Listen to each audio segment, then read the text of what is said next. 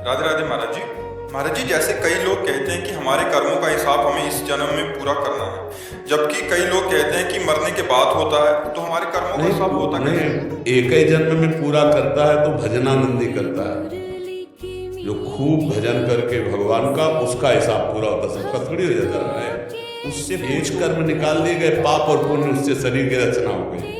वो जो स्टॉक जमा हुआ है वो, और इस जन्म में जो नए कर्म हो रहे हैं उन्हें क्रियमाण कहते हैं। वो इन दोनों को जो निष्प्रभावित कर दे और प्रारब्ध जिससे शरीर रचना हुई उनको भोग ले, वो इसी जन्म में हिसाब किताब बराबर करके मुक्त हो जाता है। समझ रहे हो? और नहीं तो पुनरपि जननम पुनरपि मरणम पुनरपि जननी जठरे शयनम। ये जो इस जन्म में भोग मिल रहा, कुछ कर्मों का हिसाब किताब है, पूरे कर्मों का हिसाब किताब नहीं।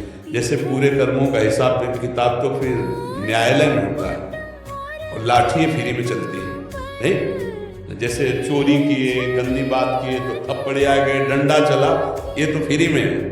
पुलिस पकड़ी, भारी जो 10-5 लाठी और डंडा पिटाई हुई, ये तो फ्री की है। जब आप जज के सामने जाएंगे तो जिस घटना, जिस केस में सजा भी होती है, जुर्माना भी होता है। बोले 10 साल की सजा, 1 लाख रुपया जुर्माना होता है ना। तो ये जुर्माना समझ लो जो जन्म होकर के भोग मिल रहा है, और सजा तो नरक में मिलती है, पूरी सजा तो नरक में मिलती है। उससे बचा हुआ जुर्माना कुछ थोड़ा बड़ा वो यहाँ मिलता है। असली सजा जैसे यहाँ दूसरे जीव का मांस खाते हैं ना, कढ़ाई में उबाल के जिंदा, ऐसे ही वहाँ उबाले जाने पड़ लेना नरकों का वर्णन। अच्छे के होश उड़ जाते हैं। देखो एक नरक भोगा इसी जन्म में, माँ के गर्भ में भोगा ना, मलाशय जिसे कहा गया है, और मूत्राशय है, बीच में बालक होता है। 9 महीने इसमें रहे माता के, याद नहीं। थोड़ी देर आसो पास रजाई बंद करके और फिर कोई गंदगी वाली जगह में हमको बंद करके रजाई ऊपर से करके कैसा लगे? प्राण फड़फड़ा उठे। तो ऊपर से झिल्ली लगी हुई, नीचे लिबलिबा पदार्थ भरा हुआ है, और उसमें हम कीड़े की तरह माता के उस गर्भ में 9 महीने रहे। अब बताओ, है ना नरक? पीड़ाएं नरक में भोगनी पड़ती यदि अपने कर्म का हिसाब न कर ले। ये जन्म में हिसाब कर सकते हो, भजन करके, दूसरों की सेवा करके, तप के द्वारा, भगवत भक्ति के द्वारा, ज्ञान के द्वारा सारे कर्मों को भस्म करके हम जीवन मुक्त हो सकते हैं, भोग के नहीं।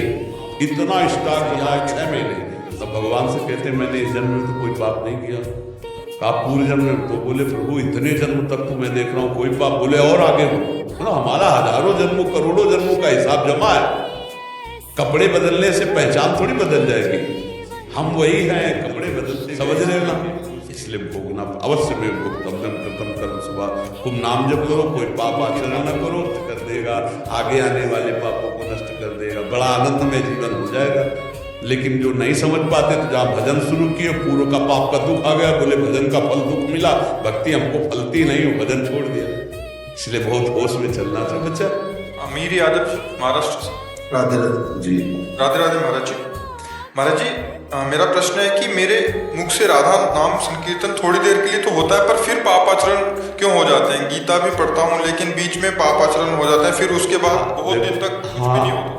नहीं, इसमें बहुत दिन तक कुछ नहीं होता, ऐसा नहीं करना है। बहुत दिन से ये होता रहा है। जो आपके अंदर पापाचरण की प्रवृत्ति, वो आप ही के अंदर नहीं, बहुत सबके अंदर है। अब नाम कीर्तन हो रहा है बाहर, लेकिन वही धरा में नीचे गुफा में अंधेरा है, तो वहां भी तो प्रकाश पहुंचे तब काम बने। तो बाहर जबान से नाम कीर्तन कर लिया, बाहर से गीता पढ़ लिया, लेकिन इस गुफा में तो अंधेरा है, हृदय रूपी गुफा में। तो ये बात बैठी हुई प्रकाश में सुख है।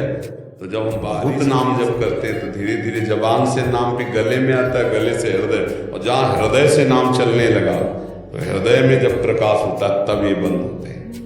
अभी बाहरी क्रियाएं हो रही है, अंदर की गुफा में, हृदय में तो प्रकाश गया नहीं। इसीलिए कहा है राधा वल्लभ लाल को हृदय ध्यान और मुख नाम। हृदय ध्यान मुख नाम। देखो जानकी जी अशोक वाटिका में कैसे, ध्यान तुम्हार कपाट, ध्यान हृदय में राम जी का, और जबान से नाम राम राम। समझ? अभी हृदय में कुछ नहीं हो रहा भागवती। इसीलिए हृदय में छुपे हुए जो काम क्रोध लोभ मोह है, इनसे पाप बन जाता है। डरो मत, धीरे धीरे नाम और बढ़ाओ। आप कहते हो छोड़ देते हैं, ये गलत बात है। जब दुश्मन अटैक करे तो हमको पूरी तैयारी और बढ़ानी चाहिए, और बढ़ानी है ना। मान लो 5 गोली थी और दुश्मन से हम हार गए, हमको 50 तैयार कर लिए। हम 10 मिनट कीर्तन करते हैं, अब आधा घंटा करेंगे, फिर 1 घंटा करेंगे, फिर धीरे धीरे हम हर समय बनाते चले जा रहे हैं। हम अपने दुश्मनों लड़ने का काम भूल गए। काम क्रोध लोभ मोह से हमको खींचेंगे भोग की तरफ। बहुत अच्छी भक्ति हो जाती है, मतलब कि जैसे कि 8, 10, 15 दिन एकदम। देखो बच्चा, 3 गुण है, सतोगुण, रजोगुण, तमोगुण। जब सतोगुण का लक्षण आएगा तो ये आ जाएंगे, और जब रजोगुण का लक्षण आएगा तो भोग सुनाई देगा, और जब तमोगुण का लक्षण आएगा तो निद्रा, आलस्य, प्रमाद का और नाना प्रकार की क्रोध वृत्तियां, ये सब आ जाएंगी। सिर रुक जाता है। हाँ, 3 गुणों का चक्र चलता है। इनमें जबरदस्ती भजन किया जाता है। जब भजन में मन लग रहा है तब तो ठीक है, और जब भजन में मन नहीं लग रहा तब जबरदस्ती करना होता है। जबरदस्ती करो, धीरे धीरे गुणों के चक्र को रोको, और नाम जब करते जाओ तो आगे बढ़ जाओगे। पर गलत काम को रोकना ही होगा। अगर गलत काम नहीं रोकोगे तो झाड़ू पोछा लगाया और खिड़की खुला है, गंदी हवा चली तो और गंदा हो जाएगा। पोछा लगाकर छोड़ दो तो और गंदा हो जाएगा, क्योंकि चिपक जाएगी। ऐसे भजन कर रहे और इंद्रियां खुली हैं तो भजन करना मानो पोछा लगाया, फिर गंदी आ गई तो और चिपक गया। देखो कैसा चिपक जाता है कि आप कह रहे हो कि भजन ही छूट जाता है, कीर्तन ही छोड़ देते। नहीं नहीं, नियमावली रोज करो, चाहे जितनी बड़ी गलती हो जाए। ये आज से नियम लो कि अगर हमसे पाप हो भी जाएगा तो हम जो करते हैं उसे, जब ये नहीं छोड़ोगे तो उनमें फिर धीरे धीरे कमी होनी शुरू हो जाएगी। नहीं महाराज जी, ये भी विचारों मेरे मन में आया था, लेकिन फिर बाद में सोचा कि जब भगवान ने भक्ति दी है तो फिर ऐसा ये गंदी चीजों में कैसे ऐसा ध्यान जाता है। नहीं नहीं, अभी भक्ति का रंग नहीं आया ना, तो ध्यान ही नहीं जाएगा ना।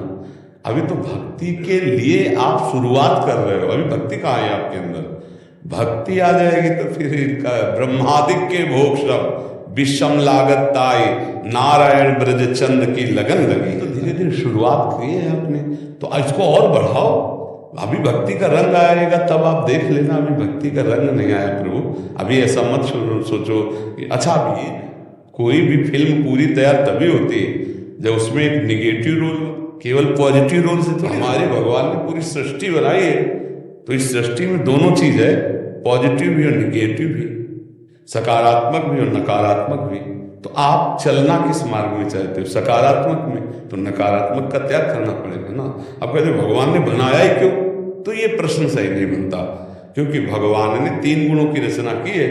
तो उन 3 गुणों से कुछ अच्छे स्वभाव, अच्छे कर्म, कुछ पाप कर्म, पाप स्वभाव। तो हम पाप कर्म, पाप स्वभाव करने वाले थे, अब नहीं रहेंगे, क्योंकि हमें पता चला इनका फल बड़ा दुर्गतिपूर्ण है। तो अब हम सदगति के लिए उपाय करेंगे, अच्छे कर्म। तभी अच्छा लगता है जो उसमें हर प्रकार के फूल हो। गुलाब का फूल है पर कांटे की रचना भगवान ने क्यों की, इतना सुंदर गुलाब कांटे की रचना क्यों की है, बहुत संभाल के निकालो। भगवान का खेल है, पूरा मकान है लेकिन शौचालय बाथरूम भी है।